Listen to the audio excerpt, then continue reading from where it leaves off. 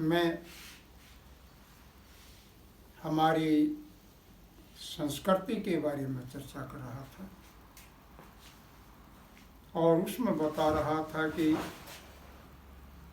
सारा जीवन गीत में, संगीत में होता था और वे पवित्र गीत गाया करते थे। तो कुछ इसी प्रकार के गीतों में है धन्य धन्य वह धरा जहाँ पितर भी पूजे जाते हैं। है धन्य धन्य वह धरा जहाँ पितर भी पूजे जाते हैं। पितर माने माता पिता पूर्वज। जल थल नभ अग्नि पेड़ तो क्या पत्थर भी पूजे जाते हैं। घट घट में राम बसा सबके कण कण में श्याम समाया है। भारत की पुण्य धरा है वह हृदय में जिसे बसाया है। सतयुग का प्यारा दौर गया द्वापर भी आकर चला गया। कल युग का समय उगा ऐसा नर मानवता को भूल गया। पाश्चात्य सभ्यता का दुष्प्रभाव युवकों पर जादू चला सा गया। विकास प्रगति के नाम संस्कृति पर पर्दा बिछा गया। भजनोपदेशक और सांख्य करने वाले इतिहासकार इन इतिहासों को गाकर पूर्वजों के रहस्यों का वर्णन करते थे। इतिहास के बारे में भी बताते थे। लक्ष्मी हो, धनपत हो, चंद्रवादी हो और दूसरे सांगियों की कविताओं को आज देश विदेश में उनको देख रहे हैं। और लक्ष्मी चंद की तो कविताओं के ऊपर अनेकों विदेशों में भी अनुसंधान हो रहा है। ये भजनोपदेशक ही वर्णन करते हैं ब्रह्मांड के बारे में। हमारा पृथ्वी मंडल इतना बड़ा है कि ऐसी ऐसी 30 लाख पृथ्वी सूर्य मंडल में समा सकती है।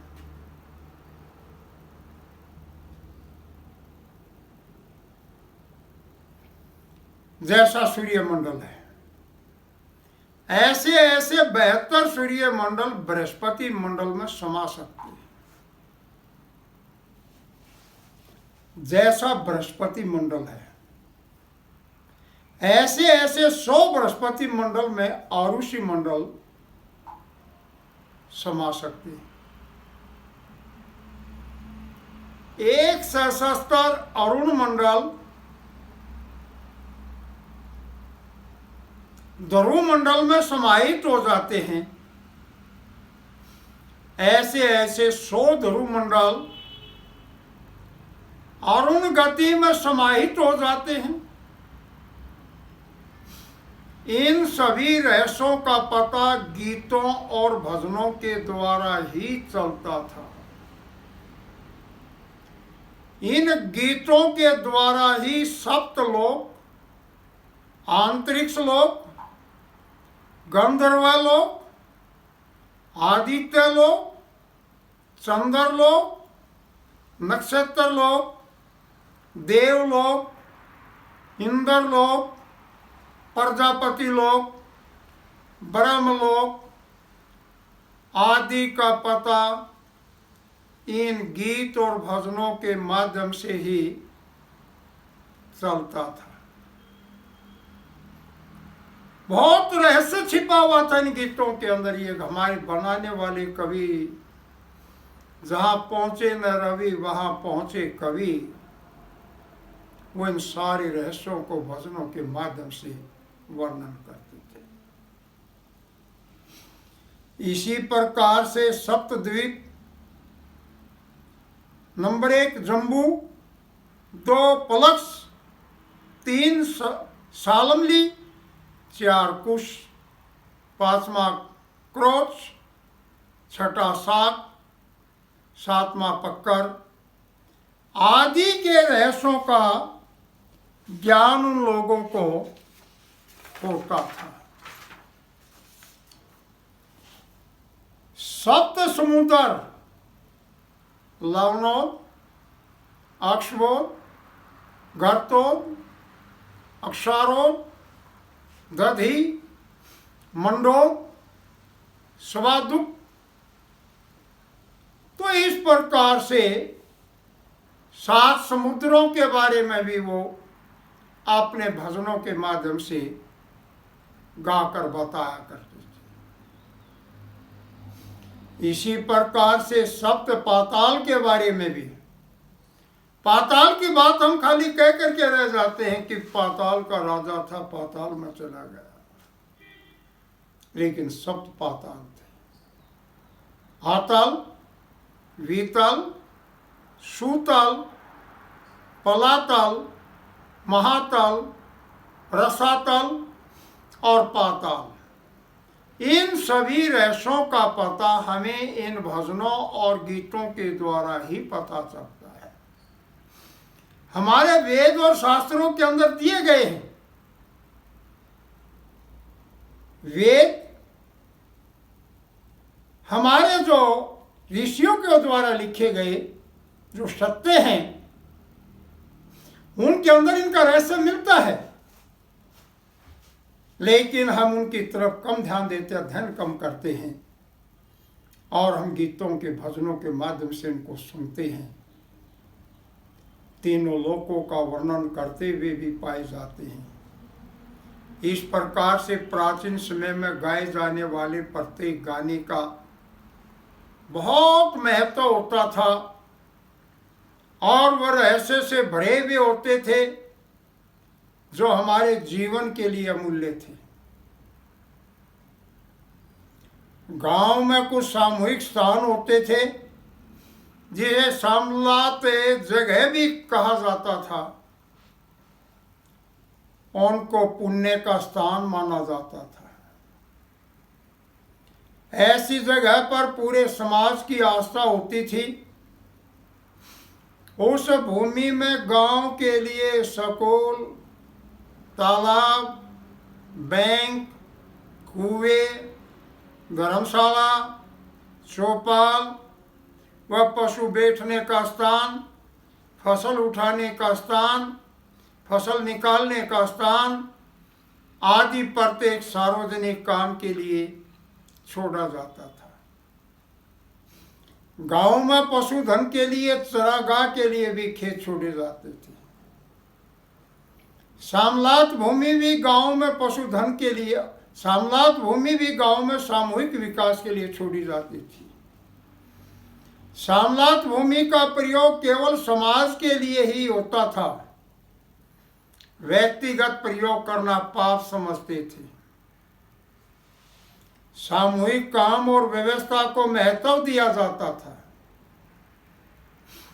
रास्ता, कुएं, तालाब, पंचायत भवन, अस्पताल, स्कूल, धर्मशाला, बगीचा या दूसरी व्यवस्थाएं समाज के हित में प्रयोग होने वाली प्रत्येक व्यवस्था पर लोग खुल करके साथ देते थे। कुएं पर पानी पीने के लिए रस्सी, बाल्टी डालते थे। खेतों में पानी देने के लिए मिलजुल कर नालियां बनाते थे। वो उनको सब मिलजुल करके नालियों को समय समय पर साफ भी किया करते थे। हर व्यवस्था जो सामूहिक होती, सब मिलजुल करके बढ़ करके उसमें सहयोग करते थे।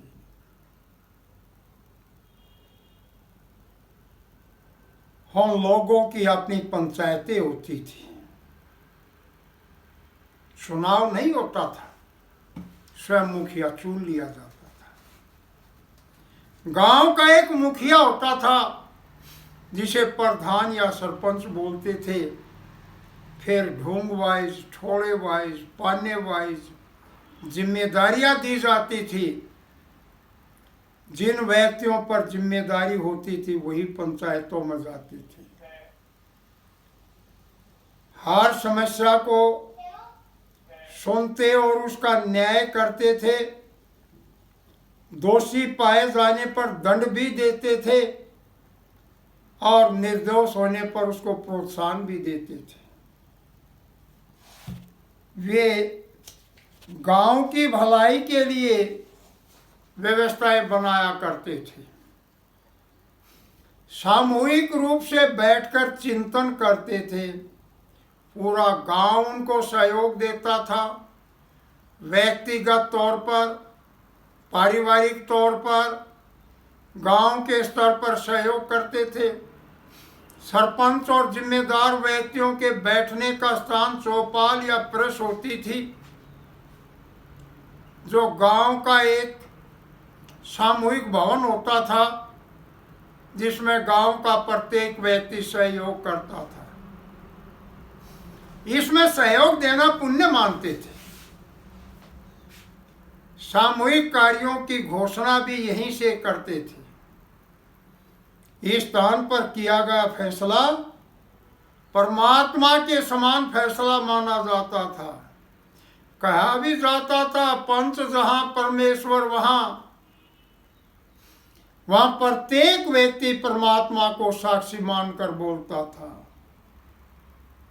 परमात्मा को साक्षी मान करके न्याय करता था। इन व्यवस्थाओं में अन्याय का स्थान नहीं था। महिलाएं भी जब चौपाल के पास से गुजरती थी तो उनकी आस्था होती थी कि हमारे बुजुर्ग यहाँ बैठते हैं, इसमें हमारी श्रद्धा है। ये चौपाल में नहीं चढ़ती थी, लेकिन ताजे पानी की वहाँ पर वे व्यवस्थाएं करती थी। हुक्का पीने वालों के लिए उपले या गोशे सभी घरों की महिलाएं अपने अपने तरीके से डालती थी। विवाह शादी के समय बारात भी चौपाल में ही रुकती थी। आरंभ में चौपाल के अंदर गांव के प्राथमिक विद्यालय भी चलाए जाते थे, लेकिन धीरे धीरे वो बदल गया। प्रत्येक गांव अपने अपने तरीके से भी मिलजुल कर स्कूल बनाने लगे। गांव में जो भी सामूहिक कार्य होता था, जहाँ पूर्ण गांव सहयोग करता था, उसके साथ ही पड़ोसी गांव ग्वांढ भी सहयोग किया करते थे। इस प्रकार से स्कूलों में बच्चे पढ़ने लगे। स्कूलों को भी धार्मिक एवं सामाजिक स्थान माना जाता था। स्कूल में सहयोग देना बहुत बड़ा पुण्य मानते थे। गांव के सभी लोग मिलकर अध्यापक का प्रबंध करते थे। पूरे गांव के बच्चे वहीं पर पढ़ते थे। आरंभ से या आरंभ में पुस्तकें नहीं होती थी। भूमि के ऊपर जो रेत था उसको हाथ से एकसार करके भूमि के ऊपर लिखते थे, रेत पर लिखाई करते थे। फिर बाद में लकड़ी की तख्ती का उसके ऊपर सरकंडे या नेजे की कलम बना करके लिखने लगे। धीरे धीरे पत्थर की बनी हुई स्लेट का प्रयोग भी होने लगा। उसमें अधिकतर जवानी याद करवाते थे। आरंभिक अक्षर ज्ञान के साथ साथ गिनती की भी सिखलाई दी जाती थी। सभी बच्चों को पौवे का, आधे का, पौने का, सवाए का, डेढ़े का, ढाई का, ढौसे का आदि पहाड़े याद हुआ करते थे। और जो ये सीधे पढ़े तुम कहते हैं उनको, तो उस समय के विद्यार्थी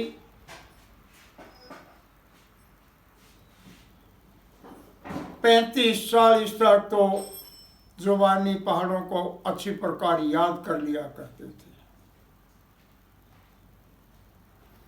प्रत्येक पढ़ने वाला बच्चा अनुशासित होता था, नियम की पालना करने वाला होता था। रहन सहन, खान पान, पहनावा बता देता था कि यह पढ़ने वाला बच्चा है। जीवन के नियम, बोलने के नियम, ये सभी सभ्य होते थे। समयबद्ध कार्य किया जाता था। विद्यार्थी ग्रहण करने वाला समाज में श्रेष्ठ माना जाता था, विद्या ग्रहण करने वाला। फौज पुलिस में अनपढ़ भर्ती होते थे, पटवारी, क्लर्क, अध्यापक 4 पढ़ करके लग जाते थे। लेकिन अधिकतर धारणा थी कि सरकारी नौकरी करने की बजाय घर का काम को प्राथमिकता देते थे। लेकिन जब अपने पढ़ने वाला कोई बच्चा होता तो वह अधिकारी बन जाता था। गांव में अधिकतर लोग अनपढ़ ही रहते थे, फिर भी पढ़ाई के लिए श्रद्धा थी। पढ़ाई में प्रयोग होने वाली प्रत्येक सामग्री, कॉपी, स्लेट, तख्ती, पुस्तक, थैला, कलम आदि सभी पवित्र मानी जाती थी। इनको पैर लगाना भी पाप माना जाता था। पढ़ाई सस्ती होती थी, गुणात्मक होती थी। पढ़ाई की व्यवस्था में सहयोग देना भी सबसे बड़ा पुण्य था। इसको दान कहा जाता था। विद्या दान सबसे महान दान माना जाता था। मुक्त पढ़ाई के लिए समाज प्रबंध करता था। पूरा समाज अध्यापक को पूजनीय मानता था। अध्यापक द्वारा की गई बात सत्य पर आधारित और समाज हित की होती थी। अन्याय और दुराचार का कोई स्थान नहीं था। इस प्रकार से आस्था और पवित्रता जुड़ी होती थी। ओम।